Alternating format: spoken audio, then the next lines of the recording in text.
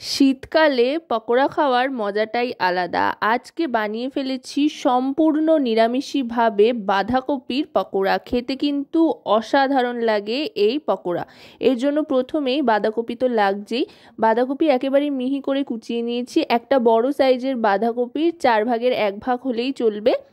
বাঁধাকপিটা এবার সামান্য একটু নুন দিয়ে ভালো করে চটকে বাঁধাকপির থেকে জল বার করে নিতে হবে। যেহেতু সেদ্ধ করে নিইনি, তাই এভাবে কিন্তু বাঁধাকপির থেকে জল বার করে এক্সট্রা জলটা ফেলে দিতে হবে। এই প্রসেসটা কিন্তু অবশ্যই করতে হবে, তা না হলে কিন্তু বাঁধাকপির পকোড়ার সেই টেস্টটা আসবে না, আর পকোড়া বানাতেও সমস্যা হবে। তাই নুন দিয়ে ভালো করে চটকে নিচ্ছি।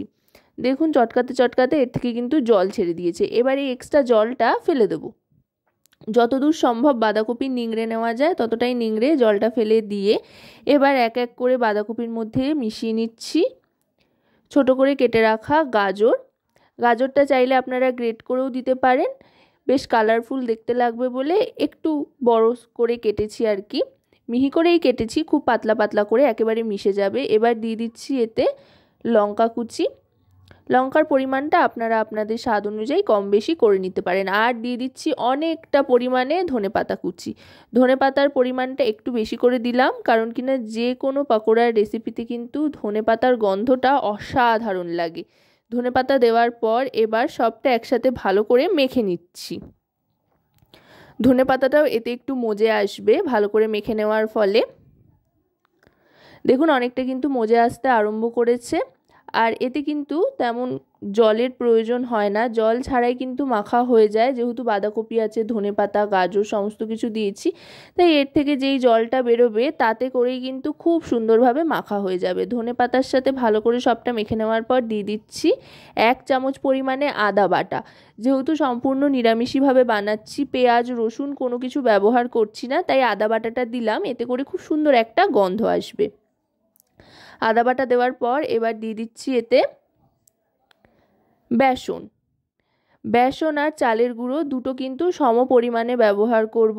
3 চামচ পরিমাণে বেসন দিয়ে দিচ্ছি, আর তারপর 3 চামচ পরিমাণেই দিয়ে দেব চালের গুঁড়ো। বেসনে খুব সুন্দর একটা বাইন্ডিং আসবে, আর চালের গুঁড়ো এই পকোড়াটাকে অনেক বেশি ক্রিস্পি করবে, তাই দুটোই কিন্তু দেবেন। আর যদি চালের গুঁড়ো না থাকে হাতের কাছে, তাহলে এর পরিবর্তে সুজি ব্যবহার করতে পারেন, তবে খুব বেশি নয়, সুজি দিলে সম পরিমাণে না, বেসনের চাইতে 1 চামচ কম দেবেন। যতটা বেসন নেবেন তার থেকে 1 চামচ কম সুজি নিয়ে নেবেন। আর চালের গুঁড়ো থাকলে বেসন আর চালের গুঁড়ো দুটো সম পরিমাণে নেবেন। এবার দিয়ে দিচ্ছি হলুদ গুঁড়ো 1 টিস্পুন পরিমাণে। তারপর নিয়ে নিচ্ছি লঙ্কার গুঁড়ো, কাঁচা লঙ্কাও দিয়েছিলাম, তার সাথে একটু লঙ্কার গুঁড়ো নিয়ে নিচ্ছি। সাধারণত এই ধরনের পকোড়া চপ একটু ঝাল ঝাল খেতে ভালো লাগে শীতকালীন সন্ধ্যের সময়। এবার একটু জোয়ান হাতে ক্রাশ করে মিশিয়ে নিচ্ছি, এতে করে হজমের কোনো সমস্যা হবে না। আর জোয়ান দিলে কিন্তু খুব সুন্দর একটা ফ্লেভারও আসে, আর হাতে ক্রাশ করে দিলে খুব সুন্দর গন্ধও আসে। এবার সবটা ভালো করে মেখে নিচ্ছি। দেখুন জলের ব্যবহার কিন্তু করতে হচ্ছে না, জল ছাড়াই কিন্তু খুব সুন্দর মাখা হয়ে যাচ্ছে। যেই সবজিগুলো দিয়েছি তার থেকে যেই জুসটা বেরোচ্ছে তাতে করেই কিন্তু হয়ে যাচ্ছে। দেখুন খুব সুন্দর মাখা হয়ে গিয়েছে, দারুণ কালারফুল দেখতে হয়েছে। গাজর ধনেপাতা সবটা মিলিয়ে মিশিয়ে কিন্তু অসাধারণ দেখতে লাগছে। আর এটা কিন্তু মেখে চটপট ভেজে ফেলতে হবে, মেখে কিন্তু রাখা চলবে না, কারণ মেখে রেখে দিলে কিন্তু এর থেকে জল ছাড়তে আরম্ভ করবে, তাই মেখে নেওয়ার পরই ভেজে নিতে হবে।